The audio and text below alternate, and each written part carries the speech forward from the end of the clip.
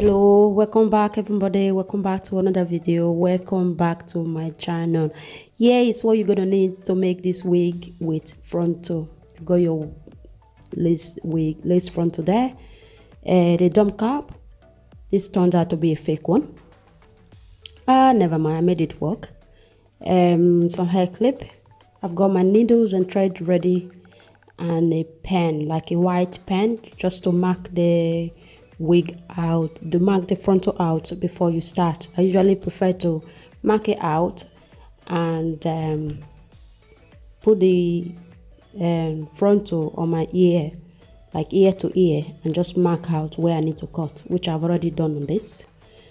That's what that pen is for. The hair I'm going to use is Virgin Brazilian hair body wave.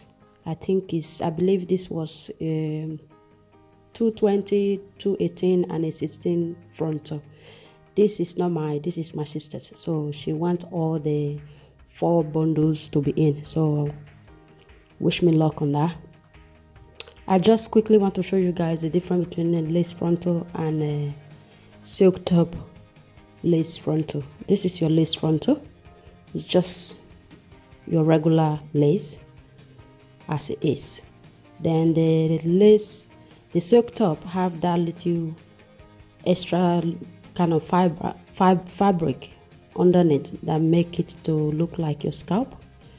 So that's why I'm trying to part it apart, so hopefully to show you guys how the knots are completely hidden on the silk top.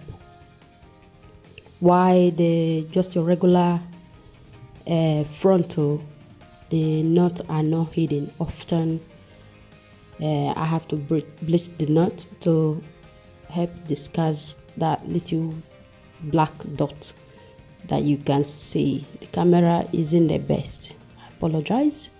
So there you go, there's your comparison. Silk top and your regular non-silk top. That is the difference. It's not a lot. So now what you want to do is basically position your cap. This lace frontal here has already been cut. Like I show you with that marker pen, I've already cut it ear to ear, so it's a perfect size for her. Another thing to keep in mind here, because people are now doing this dump cap, it's now hard to find the original dump cap. This very one here didn't have much stretch to it at all, and that's why I did not put the cap forward as much, because the owner of this wig have big head, and with the wig cap not stretching as much as it should, I'm not going to have much to left with. So normally I will stretch that cap really forward, but I didn't in this case because I want it to fit. So you position it, make sure it's all nice and flat. There mustn't be any bump, any hump within that lace frontal. On that cap, use your pin to pin it down. You're really gonna need that pin on this, and just start sewing from the edges like I'm doing here. Also, I forgot to mention, you need a bottle of water, like a spray bottle, just with water on it. You're gonna need that to spray on the hair every now and again, because the flyaways will get on your way, no question about that. So you want to sew together, as close together as possible, because this is the only thing holding the cap and the lace frontal together. So I would have imagined you spend a fortune on your bundles, so you want to make it last. So the next thing I do is flip the wig upside down and just have one single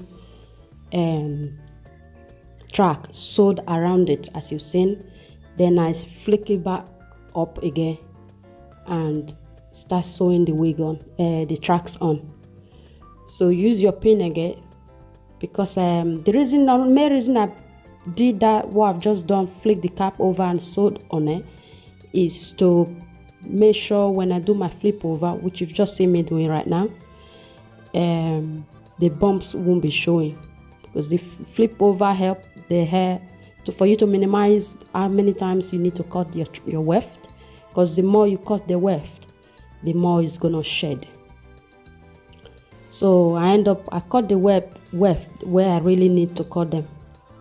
So I just carry on in an attempt to fit in all the 4 bundles. The pressure is on. So I stop there at when there is a little gap left there. I stop going down. So I now concentrate on that middle part, filling the middle part up for now. So at this point I was doubling the tracks. Maybe every other tracks I was doubling. I wasn't doubling it like tracks by tracks like I was doing from the bottom. So as you sew it on, you want to sew together. I think I've said that before. Sew it together, and when you first start sewing the bundle on, make sure the thread and needle are quite close together, because that is what's going to hold that tracks in place. Just carry on sewing. The rest is quite self-explanatory. So as I get close, the closer I get to the front, the more I kind of use very light, not too much hair at this point, because I don't want it to be bumpy. So when I did double it was mainly at the top. As I get to the end, like the bottom near the ears, I kind of make sure I now have one single weft. That's it really. I think I'm on my last weft, or second to the last weft. So that's it. Just keep sewing. You need time and patience for this, because you want to get it right.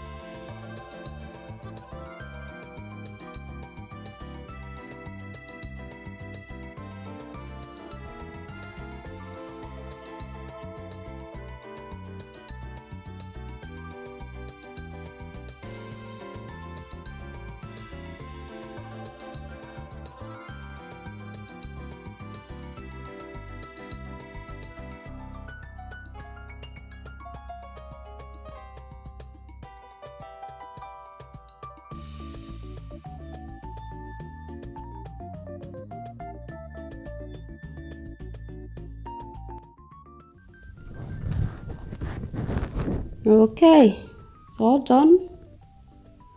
All done. You can see how the weft and the silk top, that's all I have left from the 4 bundles. So I think I did really well.